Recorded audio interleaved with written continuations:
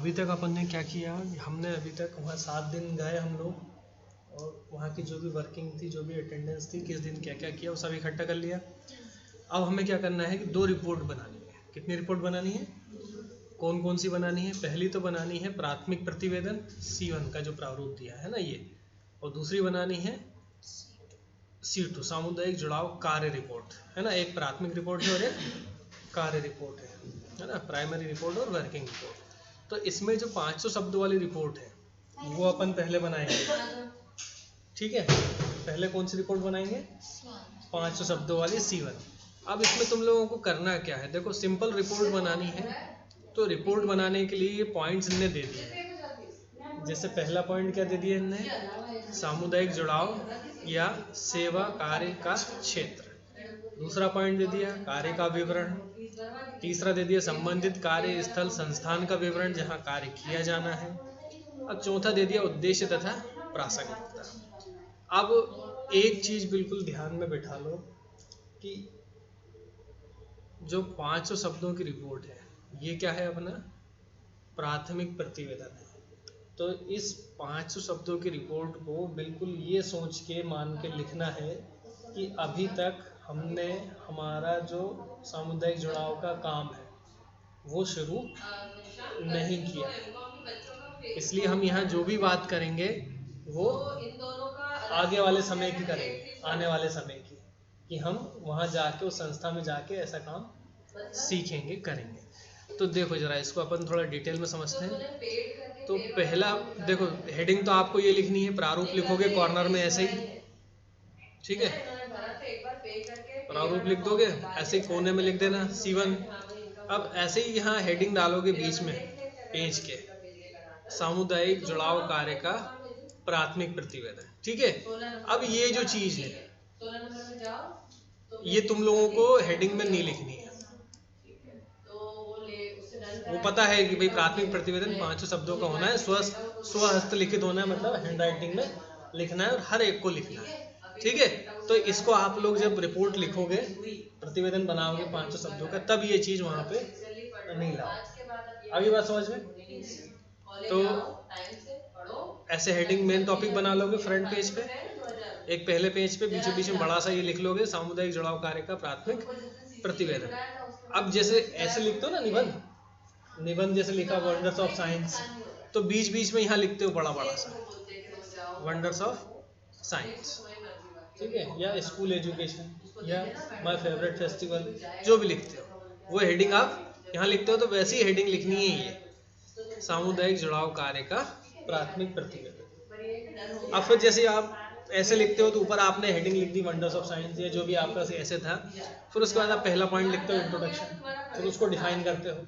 तो वैसे ही पहला पॉइंट आप लिखोगे सामुदायिक जुड़ाव का क्षेत्र। क्या लिखोगे? सामुदायिक जुड़ाव का क्षेत्र, सेवा कार्य नहीं लिखो, ये ऑब्लिक में, ठीक है। आपने क्या किया, सिर्फ कम्युनिटी इंगेजमेंट। तो क्या लिखोगे? सामुदायिक जुड़ाव का क्षेत्र, ठीक है, ये वाला नहीं लिखना। आगे समझ में?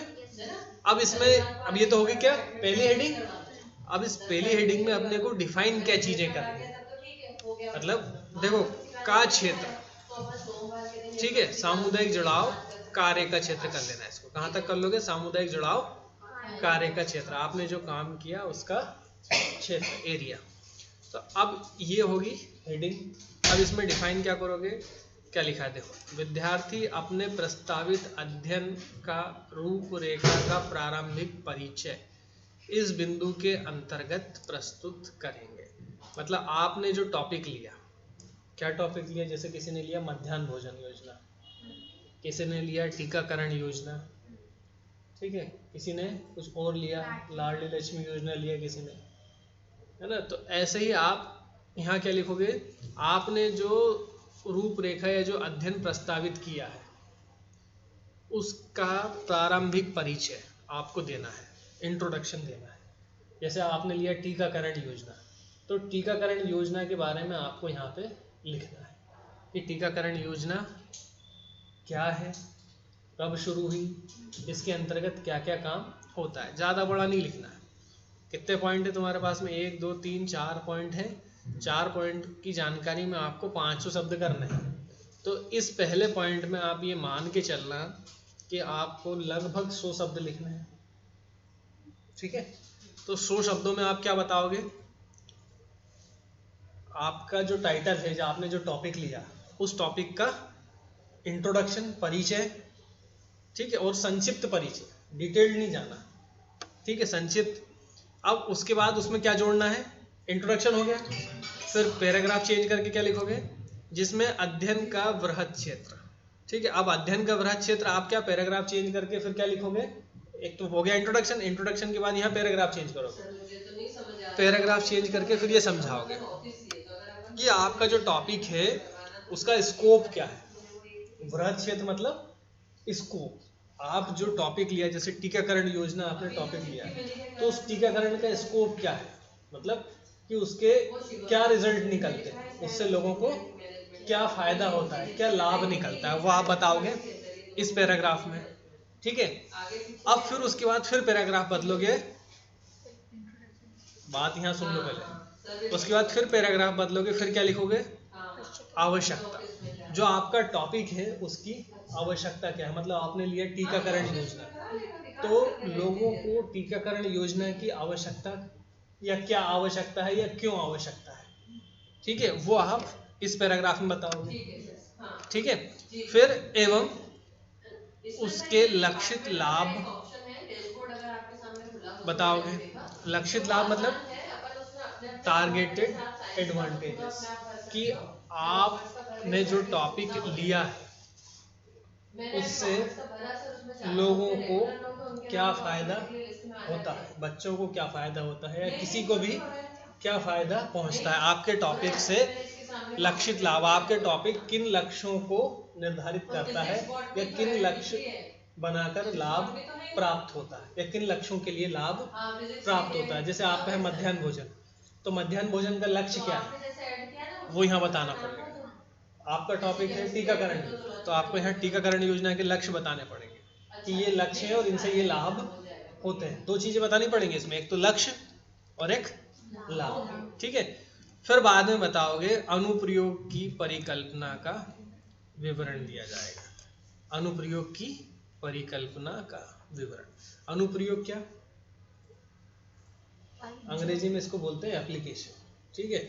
लेकिन अनुप्रयोग की परिकल्पना मतलब आपको यहाँ ये चीज़ समझानी है कि आपने जो टॉपिक लिया और उसकी जो आप स्टडी करोगे तो वो प्रक्रिया क्या होगी, वो आप क्या सोच के आप, मतलब हमने कोई टॉपिक लिया तो कुछ सोच के लिया होगा कि इस टॉपिक से हमें ये अचीवमेंट मिलेगी या ये लाभ होगा या ये फ़ायदा हमें होगा इस पर अध्ययन करने से, ठीक है। तो क्या फ़ायदा होगा कि आपको उस योजना के बारे में वृहद जानकारी मिलेगी और वो जानकारी आप पब्लिक में स्प्रेड करोगे, जनता में फैलाओगे। तो इस तरह की चीज़ें यहाँ आ जाएंगी, अनुप्रयोग की परिकल्पना का विवरण। और ये सारी डिटेल आपको जितनी मैंने अपन ने बात की, 1 पैराग्राफ, 2 पैराग्राफ, 3 पैराग्राफ, 4 पैराग्राफ और 5 पैराग्राफ, ठीक है, ये आपको 100 शब्दों में कंप्लीट करना है, 100 से 150 शब्दों में। मतलब ये मान के चलो कि ये 5 पैराग्राफ आपको 30 से 35 शब्दों में या 30-40 शब्दों में 30-40 शब्दों में लिखना है। 30-40 शब्द मतलब 5 लाइन 6 लाइन, है ना। तो आगे समझ में कितना लिखना है इसमें, है ना। अब बात आएगी फिर दूसरी हेडिंग लिखेंगे हम। दूसरी हेडिंग क्या लिखेंगे? कार्य का विवरण। अब दूसरी हेडिंग जो कार्य का विवरण है उसमें हमें क्या क्या चीज़ें लिखनी है, अगेन वही 100 से 150 शब्दों में या 100 से 125 शब्दों में लिखना है इसको। तो पहला क्या लिखना है, जो हमारा अध्ययन है, सर्वे हमने नहीं किया है ना, हमने क्या किया है, अध्ययन। तो अध्ययन कार्य के अंतर्गत आने वाले विषय का विचार।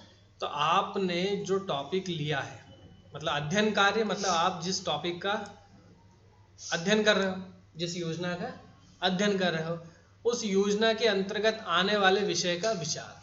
अब आपने जो टॉपिक लिया उस टॉपिक के अंतर्गत कौन कौन से विषय आते हैं या कौन कौन सी फील्ड आती हैं, कौन कौन से क्षेत्र आते हैं, ठीक है। जैसे मध्याह्न भोजन लिया तो मध्याह्न भोजन में कई सारे क्षेत्र आते हैं, कई सारी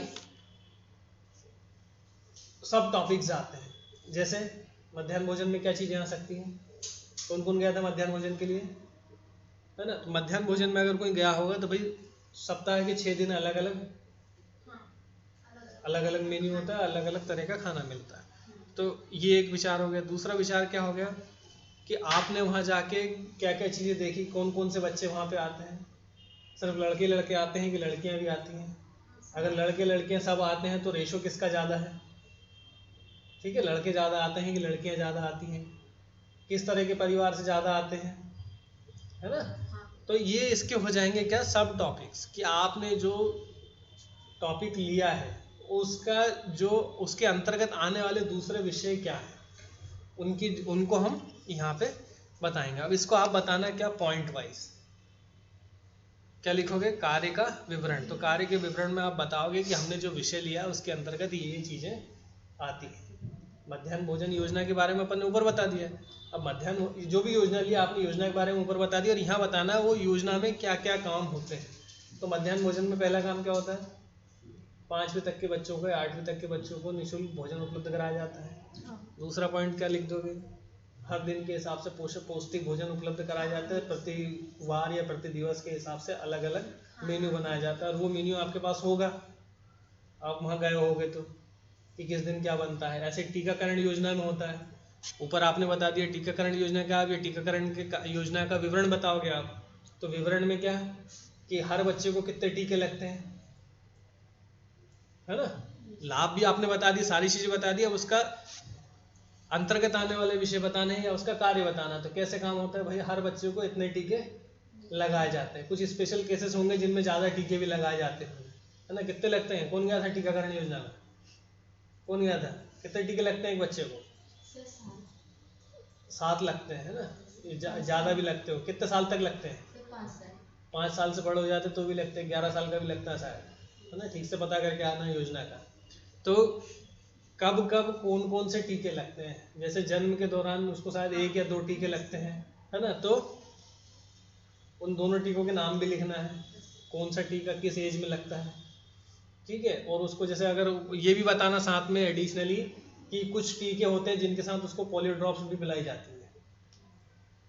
कई टीके ऐसे लगते हैं बच्चे को, जब बच्चे को टीका लगवाने ले जाते हैं तो उसको पोलियो ड्रॉप्स भी पिला देते हैं या दूसरी कोई ड्रॉप्स भी पिलाते हैं। तो वो भी चीज़ें सब आपको यहाँ पे मेंशन करनी पड़ेगी। फिर यहाँ पे आपको बताना पड़ेगा कौशल। कौशल मतलब स्किल्स, कि आप जो काम करोगे उसमें आपकी क्या स्किल डेवलप होगी। आपने जो अध्ययन किया उसमें आपकी कौन सी स्किल डेवलप हुई। लीडर ग्रुप में काम किया होगा तो लीडरशिप क्वालिटी इंक्रीज हुई, या मैनेजमेंट क्वालिटी तुम्हारी बढ़ी है, ठीक है, मैनेजमेंट स्किल बढ़ी है, या लोगों से बात करने की कम्युनिकेशन स्किल बढ़ी है ना? जो भी स्किल आपकी डेवलप होगी, यहाँ ये नहीं लिखोगे कि बढ़ी है या मतलब हमारी स्किल मतलब हमारा कौशल में वृद्धि हुई है, ऐसा नहीं लिखोगे। क्या लिखोगे, वृद्धि होगी। क्यों? क्योंकि ये रिपोर्ट कौन सी है, काम पे जाने से पहले, ठीक है। फिर प्रायोगिक कार्य का विवरण। प्रायोगिक कार्य का विवरण मतलब डिटेल्स ऑफ प्रैक्टिकल वर्क।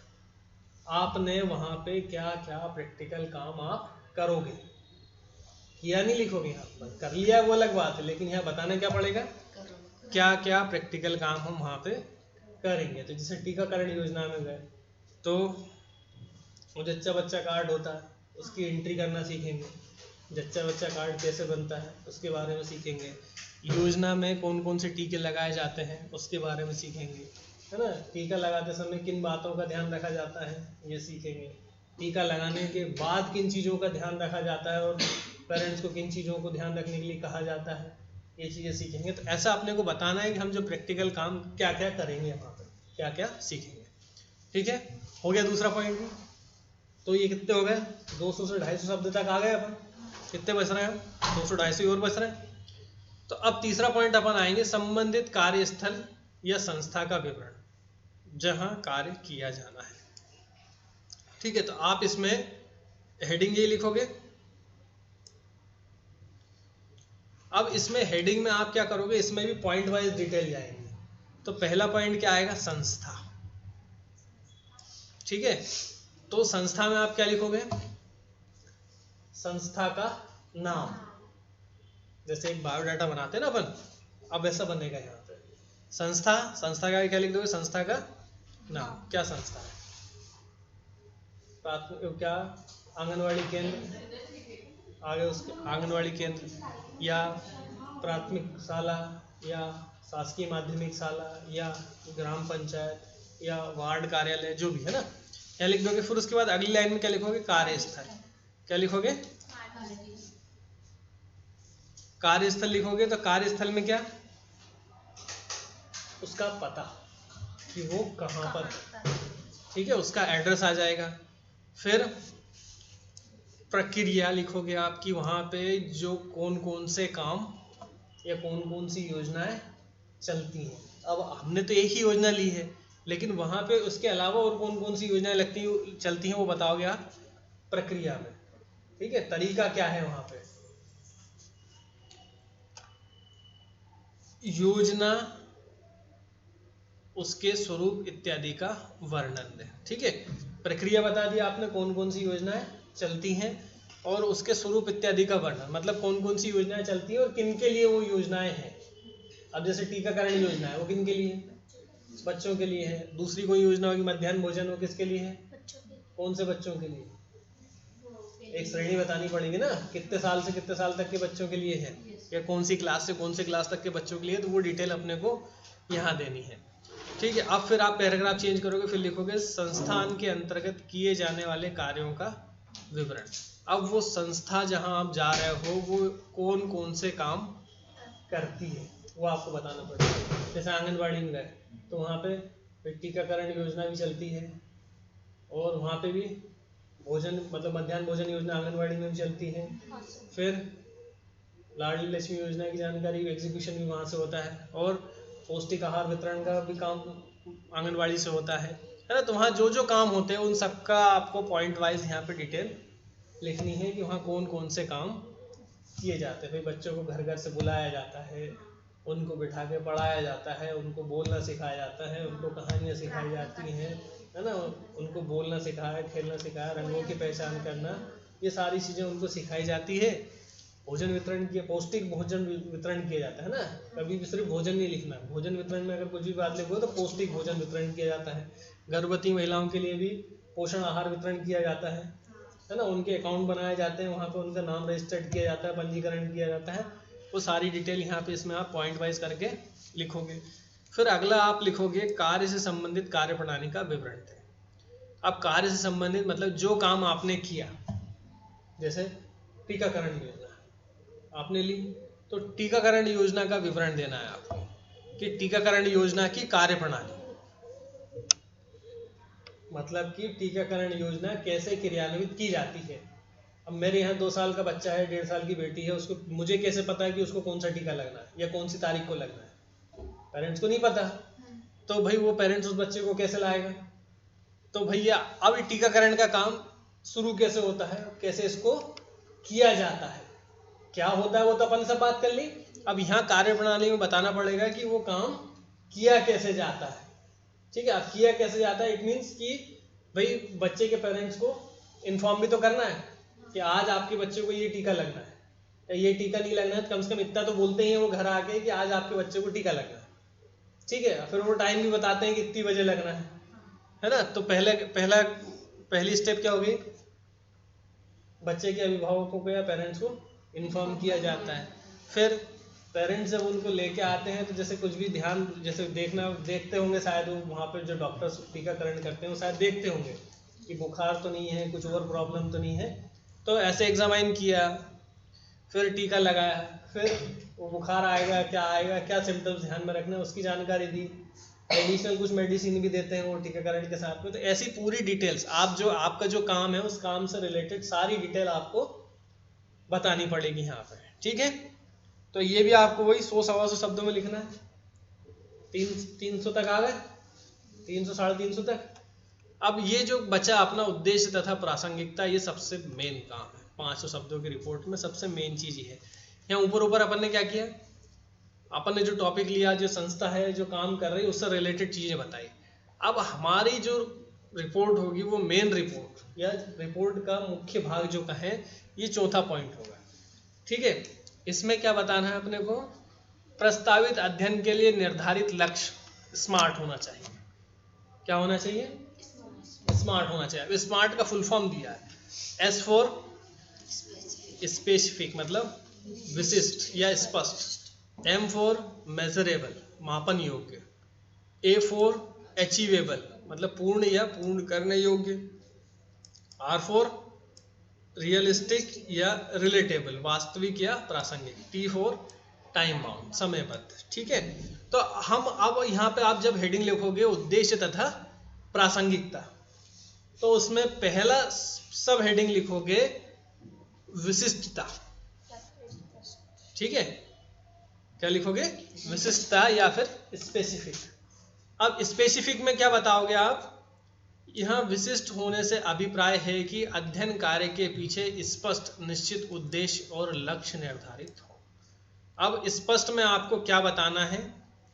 उद्देश्य बताना है कि आप किन उद्देश्यों के लिए इस योजना का अध्ययन करोगे। ठीक है, तो आप मतलब जैसे हम कोई भी काम करते हैं तो हमारा एक ऑब्जेक्टिव होता है, किसी ऑब्जेक्ट को पूरा कर या ऑब्जेक्टिव को या उद्देश्य को पूरा करने के लिए हम कोई भी काम करते हैं। तो ये जो हम रिपोर्ट बना रहे हैं या ये जिस भी योजना का हम अध्ययन कर रहे हैं, उस योजना का अध्ययन करने के लिए हमारे कुछ उद्देश्य होने चाहिए। ठीक है, जैसे हम इस योजना के बारे में अध्ययन करेंगे, हम इस योजना से होने वाले लाभों की जानकारी प्राप्त करेंगे, जानकारी इकट्ठा करेंगे, लोगों तक इसकी जानकारी पहुंचाएंगे। ठीक है, नियमानुसार इसका मतलब नियमानुसार इस प्रणाली का लाभ लोगों को पहुंच रहा है या नहीं, इसका अध्ययन करेंगे। ठीक है, ऐसे आपको कुछ 3 या 4 ही उद्देश्य लिखना, ज़्यादा मत लिखना, ज़्यादा लिखोगे तो दिक्कत आएगी, है ना। ऐसे कोई 4 स्पेसिफिक ऑब्जेक्टिव आपको यहाँ पे लिखना है। किसमें? स्पेसिफिक में। पहले आप लिखोगे क्या? उद्देश्य।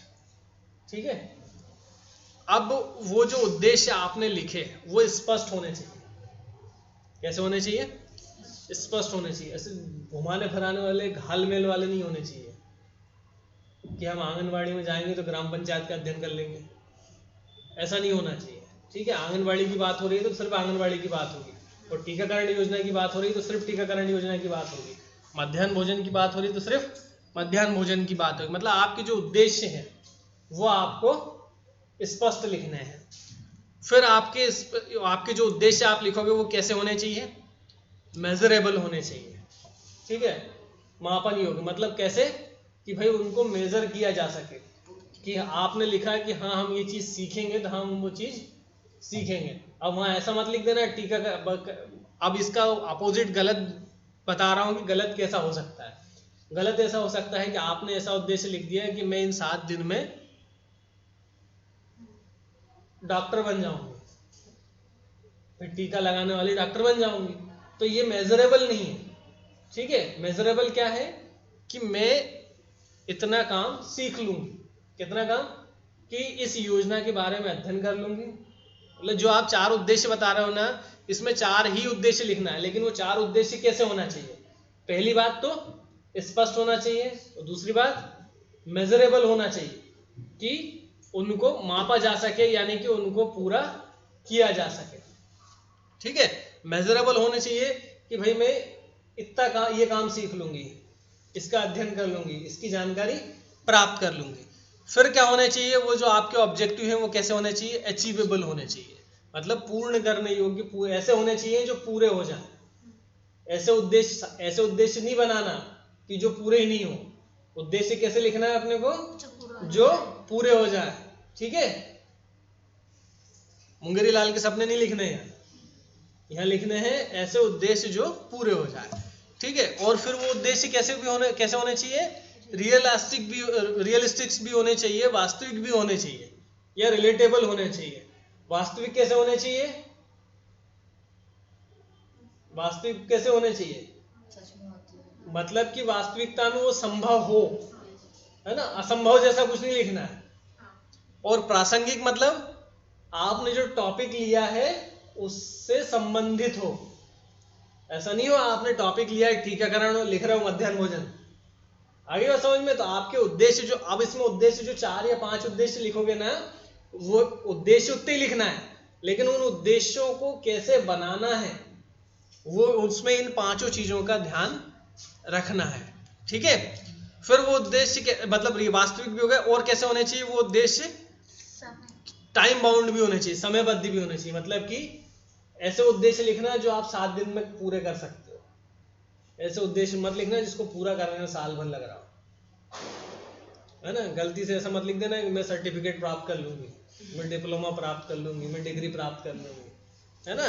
तो उद्देश्य कैसा लिखना है, पहला कि वो स्पष्ट होना चाहिए, स्पेसिफिक होना चाहिए, आपके उद्देश्य मेजरेबल होना चाहिए, आपके उद्देश्य अचीवेबल होना चाहिए, आपके उद्देश्य रियलिस्टिक या रिलेटेबल होना चाहिए, आपके उद्देश्य टाइम बाउंड होने चाहिए। ठीक है, और ये इसलिए जरूरी है, देखो यहाँ भी ये नीचे ही बताया है कि मापन का अर्थ, मापन योग्य का अर्थ है यह सुनिश्चित किया जा सके कि प्रस्तावित अध्ययन के उद्देश्य पूर्ण या आंशिक पूर्ति हो सकी है अथवा नहीं। मतलब बाद में ये मेजर किया जा सके कि आप जो उद्देश्य लेके गए थे वो उद्देश्य पूरे हुए या नहीं। इसलिए अपने को उद्देश्य ऐसे बनाने हैं जो पूरे हो जाएं, क्योंकि अगर उद्देश्य पूरे नहीं हुए तो उद्देश्य बनाने का मतलब क्या। ठीक है, फिर साथ ही वास्तविक ध्येय प्राप्ति की संभावना सुनिश्चित हो। ये जो लिखा ना यहाँ पे अचीवेबल, अचीवेबल का मतलब क्या है, वास्तविक ध्येय प्राप्ति की संभावना सुनिश्चित हो, मतलब कि आपने जो उद्देश्य बनाए हैं वो वास्तविकता में आपको मिल जाएंगे, आपके पूरे हो जाएंगे, है ना। असंभव वाली स्थिति मत लिखना, संभव वाली स्थिति लिखना। अध्ययन कितने समय में किस प्रकार से किया जा सकेगा, इसका भी कथन परियोजना या कार्य योजना में होना चाहिए। अब टाइम बाउंड में आपको ये भी बताना पड़ेगा कि आखिरी लाइन आपको लिखनी पड़ेगी कि ऊपर वर्णित जो उद्देश्य हैं वो 7 दिन में, पूर्णकालिक 7 दिन की अवधि में प्राप्त कर सकेंगे या करेंगे। ठीक है, तो आपको टाइम भी बताना, टाइम बाउंड इसलिए बोला है हमने। हो गया इतना। अब प्रस्तावित अध्ययन की वास्तविक जीवन में उपयोगिता, प्रासंगिकता, इसके अनुप्रयोग के बारे में इस रिपोर्ट में कथन किया जाना चाहिए। तो वो अपन बता ही देंगे यहाँ पे कि हमारे उद्देश्य ये है और 7 दिन में ये इस तरीके से पूरे हो सकते हैं, और ये वास्तविक जीवन में इनकी उपयोगिता भाई नीचे लिखना कि हमने जो उद्देश्य बनाए हैं इन उद्देश्यों की उपयोगिता क्या है। भाई आपने कोई उद्देश्य बनाया तो उद्देश्य ऐसे नहीं बनते हैं, लक्ष्य ऐसे ही निर्धारित नहीं होते, उस लक्ष्य के बहुत सारे मायने होते हैं, बहुत सारी जरूरतें होती है। तो आपने जो यहाँ पे लक्ष्य निर्धारित किए वो लक्ष्य आपके वास्तविक जीवन में क्या उपयोगिता रखते हैं, मतलब आपके रियल लाइफ में वो कहाँ काम आएंगे, आपको उनसे क्या फायदा मिलेगा। ठीक है, फिर प्रासंगिकता बतानी पड़ेगी कि वो आपसे किस प्रकार संबंधित है। तो आपसे किस प्रकार संबंधित है कि हम इस विलेज एरिया से, गांव क्षेत्र से, ग्रामीण क्षेत्र से संबंधित हैं, इसलिए ग्रामीण क्षेत्र की योजनाएं हमें लाभ पहुंचाएंगी, या ग्रामीण क्षेत्र की योजनाओं के बारे में हमें जानकारी प्राप्त होगी। इसके अनुप्रयोग के बारे में, अनुप्रयोग क्या वो हम पहले बता चुके हैं, फिर भी उसी को रिपीट कर देना यहाँ पे। ठीक है, तो ये हो गई हमारी 500 शब्दों की रिपोर्ट। किसी को कुछ पूछना है इस रिपोर्ट में? 500 शब्दों की रिपोर्ट में क्या क्या कैसे कैसे लिखना है? हाँ सर, जैसे कि अपन ने संस्था के बारे में लिखना है, तो संस्था भी लिखना है, तो उसके बारे हाँ, संस्था जैसे ना लिखते हैं अपन नाम, हाँ। नाम के आगे अपन लिखते हैं नाम, जिसका जो भी नाम हो, पिता का नाम, फिर आगे अपन पिता का नाम लिखते हैं, फिर लिखते हैं अपन मोबाइल नंबर, फिर उसके आगे मोबाइल नंबर लिखते हैं। तो ऐसे ही यहाँ पे लिखना है संस्था, संस्था के बाद कार्यस्थल, कार्यस्थल के बाद आप वहाँ लिखोगे प्रक्रिया, प्रक्रिया के बाद आप लिखोगे योजना और उसके स्वरूप इत्यादि का विवरण। ये एक एक हेडिंग बनाते जाना, ठीक है, और उसके आगे कंटिन्यू करते जाना। जैसे सब हेडिंग बनाते हैं ना अपन, 2 कॉलम एक लाइन खींच के उसके आगे से लिखना शुरू कर देते हैं, तो वैसे यहाँ से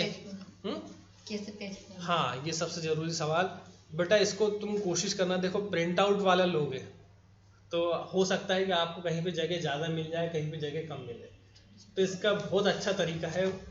क्या लिखा है ऊपर सबसे पहले पढ़ो, ये क्या लिखा है जो अपन इस रिपोर्ट में नहीं लिखे।